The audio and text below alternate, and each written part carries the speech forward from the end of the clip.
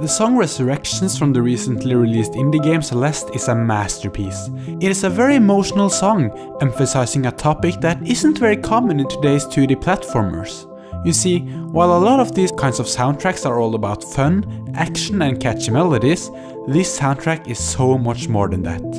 Today, I'm gonna take a look at my favorite song from the game, Resurrections, and analyze and explain what makes it so great and what differs it from other songs from similar styled games. Now, this song is 9 minutes long, so I can't play the entire song undisrupted. Instead, I will take you through the entire song and point out and analyze all the parts that I find interesting. However, I will leave a link to the full song in the description, so that you can hear the song undisrupted first, if you want to. Anyway, go give the song's composer Lena Rain some support after this video. I'll link you her YouTube channel in the description, so make sure to check it out. Now let's get into some grade A video game tunes. Now first, how about I give you some context to what this song is all about. Madeline, the protagonist of this game, has set out to climb Celeste Mountain, which is something very few people have managed to do. She doesn't know why she wants to climb it, she just knows that she has to for some reason. However, in the closing sequence of level 2, the level before this, she starts having second thoughts. She starts doubting herself, and that's when this stage comes in. This entire level actually takes place inside Madeline's mind while she's dreaming, or what eventually turns out to be a nightmare. In the dream she meets her own self, but it is a doubtful and oppressing side of her. And in the climax of this level, she is chased by this ghost-looking being. But let's not get ahead of ourselves. Let's go a little back and take a listen to this song's impressive intro.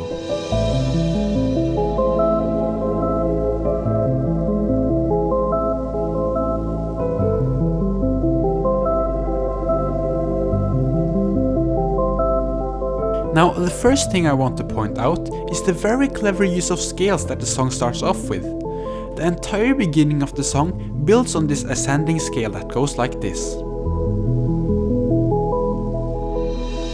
Now, you might not think very much of it at first, but using this ascending scale is actually really clever. The use of ascending and descending scales are often used in video game music to mimic some kind of motion or movement. Scales downwards can represent something falling, like Link sinking when he puts on the iron boots in Ocarina of Time's water temple. While scales upwards, on the other hand, can mimic something rising, like water bubbles rising to the surface in Donkey Kong Country's aquatic ambience, or climbing up a mountain, as in Celeste. This very audible ascending scale we hear reflects what this entire game is all about: climbing. This trick is actually used in a lot of themes in this game, especially those where you actually climb upwards a lot. I find that very clever and interesting, and it is a great way of reflecting Madeline's movements and also thoughts throughout the music. I'll get more back into this later, but this is definitely something to keep in mind throughout the video.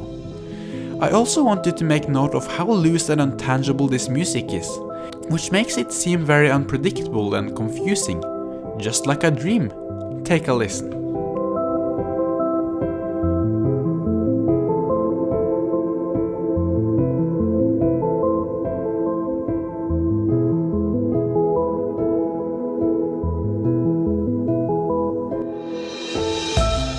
Well, now things are heating up. Madeline has now entered the dream world 100%, and the steady percussion in the background highlights that.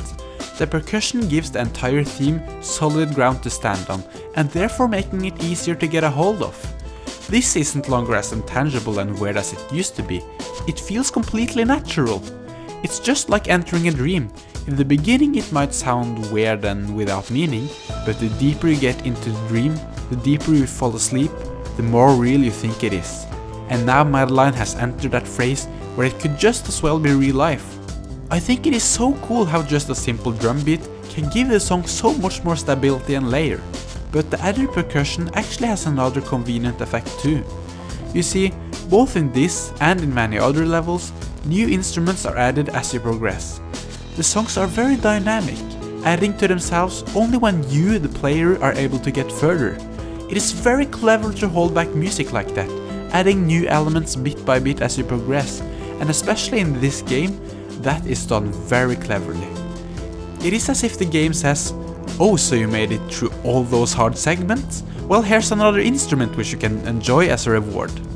It gives you this great sense of progression and accomplishment, and in a game as tough as this, that is gold. You need these kinds of indicators to let you know that you've done something right. It is also very tension-rising, making it sound like the songs are always building up towards a big climax. Like if there's always something incredible waiting for you at the end of the level. It becomes a great driving force because you feel like you need to find out what's going to happen. I actually noticed this myself while playing. I would never pause in the middle of a level. I always felt like I had to finish to see what would happen at the end. Very clever.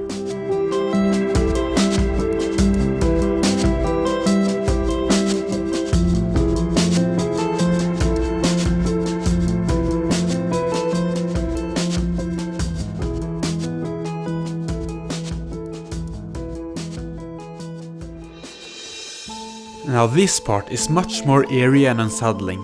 It reflects Madeline's feelings of uncertainty and doubt. And this is also something we often see is reflected in the music throughout this game. It is one of the things that differs this game from a lot of other 2D platformers.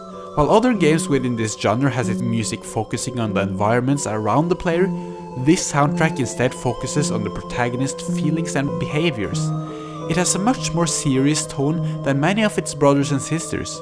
This game is about serious topics like depression and anxiety, and while the narrative definitely gets that through, the music just further adds to the sense of distress and fear through these very emotional melodies. As Lena herself said, not emphasizing Madeline's feelings would be a disservice to the narrative of the game, and that definitely transcends to what my ears are hearing right now.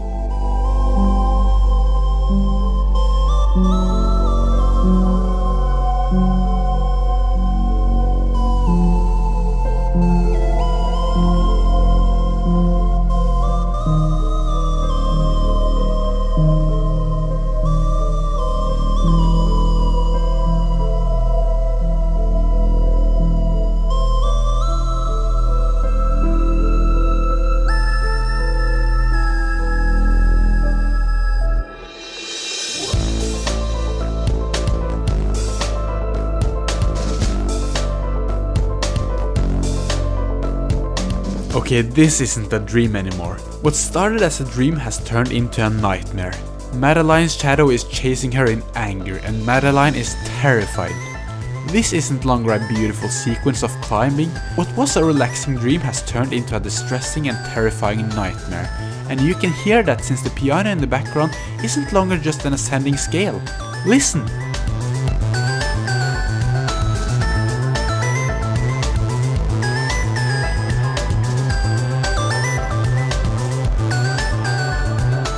The notes are both ascending and descending. It fits this roller coaster of emotions and distress perfectly. And at the same time, it isn't too different from the first melody. This is still the same level after all, so it can't get too different. It needs to keep that red thread throughout it. On that note, it's impressive how the melody that plays in this sequence actually is the same as the one being played in the bridge. Just listen!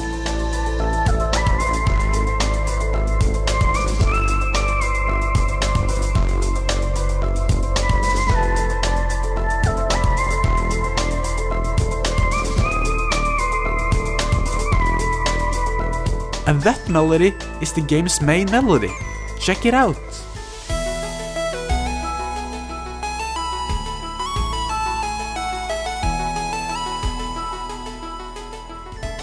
I love it when the composer uses the same melody in different sequences to make a connection between the stages. It helps the game to keep a red thread throughout it. And it is even better when you realize that the same melody is also being repeated in the last level of the game.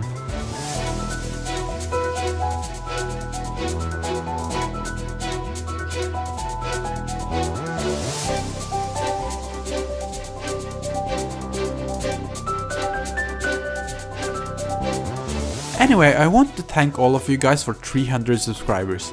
I really appreciate each and every one of you watching, liking and commenting on my videos. It's what keeps me going. So, from the bottom of my heart, thank you. Now, if this for some reason is your first video here, make sure to subscribe. I make videos like this about all kinds of games like Zelda, Pokemon, Xenoblade, and much more. Anyway, thanks a lot for watching this video, and so long, Deku Seeds.